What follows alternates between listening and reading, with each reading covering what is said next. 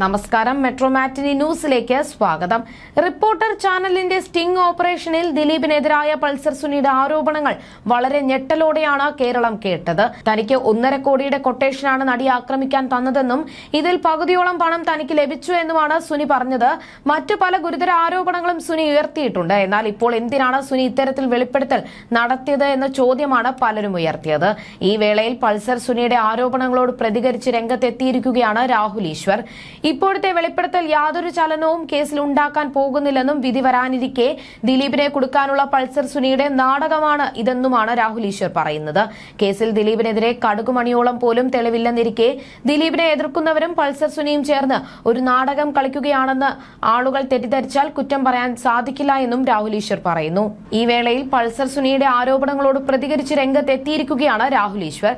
ഇപ്പോഴത്തെ വെളിപ്പെടുത്തൽ യാതൊരു ചലനവും കേസിൽ ഉണ്ടാക്കാൻ പോകുന്നില്ലെന്നും വിധി വരാനിരിക്കെ ദിലീപിനെ കൊടുക്കാനുള്ള പൾസർ സുനിയുടെ നാടകമാണിതെന്നുമാണ് രാഹുൽ ഈശ്വർ പറയുന്നത്. കേസിൽ ദിലീപിനെതിരെ കടുകുമണിയോളം പോലും തെളിവില്ലെന്നിരിക്കെ ദിലീപിനെ എതിർക്കുന്നവരും പൾസർ സുനിയും ചേർന്ന് ഒരു നാടകം കളിക്കുകയാണെന്ന് ആളുകൾ തെറ്റിദ്ധരിച്ചാൽ കുറ്റം പറയാൻ സാധിക്കില്ല. കഴിഞ്ഞ തവണ കേട്ടത് ദിലീപ് 4 പോലീസുകാരെ കൊല്ലാൻ ശ്രമിച്ചു എന്നാണ്. ആ കേസ് ഇതുവരെ പുരോഗമിച്ചിട്ടില്ല. 2014-15 വർഷമാണ് മഞ്ജു വാര്യരും ദിലീപും വേർപിരിയുന്നത്. അതിൽ പ്രതികാരം ചെയ്യുന്നത് 5 വർഷത്തിന് ശേഷമാണോ? 2014 ദിലീപും കാവ്യ മാധവനും തമ്മിലുള്ള വിവാഹം കഴിഞ്ഞു.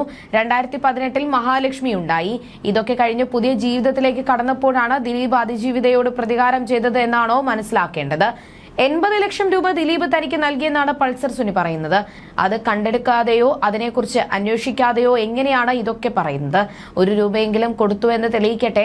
ഈ കേസ് തീരാതിരിക്കാനുള്ള ശ്രമമാണ് ഇപ്പോൾ നടക്കുന്നത്. അതിജീവിതയോടുള്ള സോഫ്റ്റ് വികാരം മുതലെടുത്ത് ദിലീപിനെ കരിവാരി തേക്കുന്നത് മറ്റുള്ളവരാണ്. റോഷി പാലിനെ പോലും പൾസർ സുനി തെറ്റിദ്ധരിപ്പിച്ചതാകാം. താൻ എന്തായാലും ഈ കേസിൽ അകത്തു പോകുമെന്ന് പൾസർ സുനിക്ക് അറിയാം.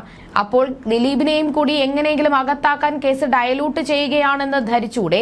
2017 ഫെബ്രുവരി 17 തന്നെ താൻ ചെയ്യാൻ പോകുന്നത് എന്താണെന്ന് അതിജീവിതയോട് പൾസർ സുനി പറഞ്ഞിട്ടുണ്ടെന്നാണ് പറയുന്നത്. സംഭവത്തിന് 2 ദിവസത്തിന് ശേഷമാണ് മഞ്ജു വാര്യർ ഈ കേസിലെ ഗൂഢാലോചന സംബന്ധിച്ച് പറയുന്നത്. എന്നാൽ അടുത്ത ദിവസം മുഖ്യമന്ത്രി പറഞ്ഞത് ഗൂഢാലോചന ഇല്ലെന്നാണ്. ഇതെല്ലാം കഴിഞ്ഞ് ജൂലൈയിലാണ് ദിലീപ് അറസ്റ്റിലാകുന്നത്. അപ്പോൾ ആദ്യം തന്നെ ദിലീപിനെതിരെ എല്ലാം അറിഞ്ഞിട്ടും അതിജീവിതം മറച്ചുവെച്ചതാണോ? ഇനി ദിലീപിന് വേണ്ടിയാണോ ചെയ്യുന്നതെന്നും പറഞ്ഞില്ലയോ എന്ന് അറിയില്ല. ഇനി ഒറ്റ കാര്യം അറിയേണ്ടത് 80 ലക്ഷം രൂപ എങ്ങനെ കൊടുത്തു എന്നതാണ്.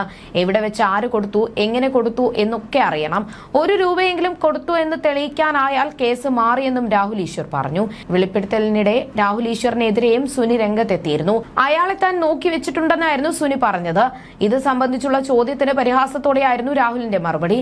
പൾസർ സുനി, നീ എന്നെ ഒലത്തും, നിന്റെ അപ്പുറത്തെ ആൾക്കാരെ വരെ ഞാൻ കണ്ടിട്ടുണ്ടെന്നായിരുന്നു രാഹുലിന്റെ പ്രതികരണം.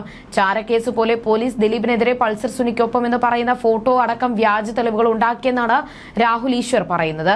കേസിൽ ഇന്നല്ലെങ്കിൽ നാളെ വിധി വരും. കൂടിപ്പോയാൽ 2-3 മാസം ദിലീപിനെതിരെ ഇദ്ദേഹം എന്തെങ്കിലും കുറ്റം ചെയ്തു എന്നതിന് കടുകുമണിയോളം പോലും തെളിവില്ല. പക്ഷേ ദിലീപിനെ ഇത്രയും കാലമായി വേട്ടയാടുന്നു. അപ്പോൾ ഒന്നുമില്ലാതെ പോലീസ് അങ്ങനെയൊക്കെ പറയുമോ എന്നുള്ള ചോദ്യം സ്വാഭാവികമായും ഉയരും. ചില ആളുകൾക്കെങ്കിലും സംശയം തോന്നും, തീയില്ലാതെ പുകയുണ്ടാകുമോ? 86 ദിവസം ജയിലിൽ കിടന്നതല്ലേ, എന്തെങ്കിലുമൊക്കെ കുറ്റം ചെയ്ത് കാണും, ഇപ്പോൾ മറച്ചു വെക്കുന്നതായിരിക്കുമെന്ന്. ഒരു കുറ്റവും ചെയ്യാതെയാണ് നമ്പി നാരായണൻ എന്ന ഇന്ത്യ കണ്ട ഏറ്റവും വലിയ ശാസ്ത്രജ്ഞരിൽ ഒരാൾ 50 ദിവസം ജയിലിൽ കിടന്നത്. മാലിദ്വീപിൽ നിന്ന് വന്ന 2 സ്ത്രീകളിൽ ഒരാളായ മറിയം റഷീദയോട് അന്നത്തെ ഒരു സിഐക്ക് ലൈംഗികമായ താല്പര്യം തോന്നി. 2-3 തവണ അവരെ സമീപിച്ചു. അവർ പറ്റില്ലെന്ന് പറഞ്ഞു. ഇവരോടുള്ള ദേഷ്യം തീർക്കാൻ ബാക്കി കഥകളൊക്കെ വെച്ച് ഇയാൾ ഒരു കഥയുണ്ടാക്കി. ഇത് രാഹുൽ ഈശ്വർ പറയുന്നതല്ല, CBIയുടെ കുറ്റപത്രമാണ്. ഇന്ത്യ കണ്ട ഏറ്റവും വലിയ ചാരക്കേസായി മാറിയത് ഈ സ്ത്രീയോട് തോന്നിയ ലൈംഗിക താല്പര്യം നടക്കാതെ പോയപ്പോൾ പോലീസുകാരനുണ്ടാക്കിയ കഥയോട് കൂടിയാണ്. പോലീസുകാരോട് താൻ പലപ്പോഴും പറയാറുണ്ട്, നിങ്ങൾക്ക് കഥ എഴുതാൻ താല്പര്യമുണ്ടെങ്കിൽ പോലീസിൽ നിൽക്കരുത്, സിനിമാ രംഗത്തേക്ക് വരണമെന്ന്. 4 പോലീസുകാരെ കൊല്ലാൻ ദിലീപ് ഗൂഢാലോചന നടത്തിയെന്ന് പറഞ്ഞ് FIR ഇട്ടു.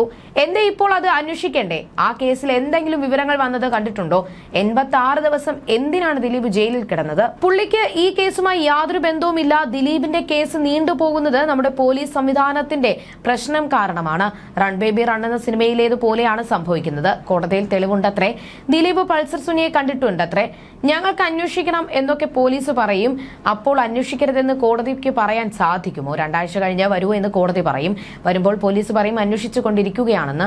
വീണ്ടും 2 ആഴ്ച കൂടി അത് കഴിഞ്ഞ് കോടതി അവധിയായിരിക്കും. ഇങ്ങനെയാണ് ആ മനുഷ്യൻ 86 ദിവസം ജയിലിൽ കിടന്നത്. ദിലീപിനും കാവ്യയ്ക്കും മീനാക്ഷിക്കും ഉണ്ടായ മാനസിക വേദന എന്ത് തെറ്റ് ചെയ്തിട്ടാണ്? എഴുതി വെച്ചോളൂ, ദിലീപ് നിരപരാധിയാണ്. ദിലീപ് അഗ്നിശുദ്ധി നടത്തി തിരിച്ചു വരും. ദിലീപും അതിജീവിതയും നല്ല സുഹൃത്തുക്കളായിരുന്നു. അതൊക്കെ പിന്നീട് മാറി. മഞ്ജു വാര്യരും ദിലീപും പിരിഞ്ഞു. കാവ്യയും ദിലീപും വിവാഹം കഴിച്ചു. എല്ലാവർക്കും ജീവിതത്തിൽ ഒരു പുതിയ തുടക്കമുണ്ടാകണം. എന്തിനാണ് ദിലീപ് ഈ അതിജീവിതയെ കൊടുക്കുന്നത്? പോലീസ് പറയുന്നത് ദിലീപും മഞ്ജു വാര്യരും തമ്മിലുള്ള വിവാഹം തകരാനും പിന്നീട് ദിലീപ് കാവ്യ വിവാഹം കഴിക്കാനുമുള്ള കാരണം ഈ അതിജീവിതയാണെന്നാണ്. അങ്ങനെയുള്ള ഒരു വ്യക്തിയെ എന്തിനാണ് കാവ്യയെ കൊടുക്കുന്നത്? എന്തെങ്കിലും ലോജിക്ക് വേണ്ടേ? കാവ്യയുടെ അമ്മയാണ് കുടിക്കിയത് എന്നൊക്കെ ആൾക്കാർക്ക് കഥയുണ്ടാക്കാൻ ഒരു മടിയുമില്ല. പോലീസുകാർ മനഃപൂർവ്വം കഥയുണ്ടാക്കിയതാണെന്ന് രാഹുൽ ഈശ്വർ പറഞ്ഞിരുന്നു. കാവ്യ മാധവനാണ് മാഡം എന്ന് പറഞ്ഞുകൊണ്ട് 3-4 ദിവസം ഇവിടുത്തെ ഏറ്റവും പ്രമുഖ ചാനലുകൾ ചർച്ച നടത്തി. അവർ സ്ഥിരീകരിച്ചില്ലെങ്കിലും കാവ്യ മാധവനാണോ എന്ന് ചോദിച്ച് ചർച്ച നടത്തിയാൽ മതിയല്ലോ. കാവ്യ മാധവന്റെ അമ്മയാണോ മാഡം എന്നും ചോദ്യം ചിഹ്നമിട്ടു. കേൾക്കുന്നവരെ സംബന്ധിച്ച് കാവ്യ മാധവനാണ് മാഡം. ഇതുണ്ടത്രേ ടെക്നിക്കാണ്. ഉണ്ടത്രേ എന്ന് പറഞ്ഞാൽ മാനനഷ്ട കേസ് കൊടുക്കാൻ സാധിക്കില്ലല്ലോ.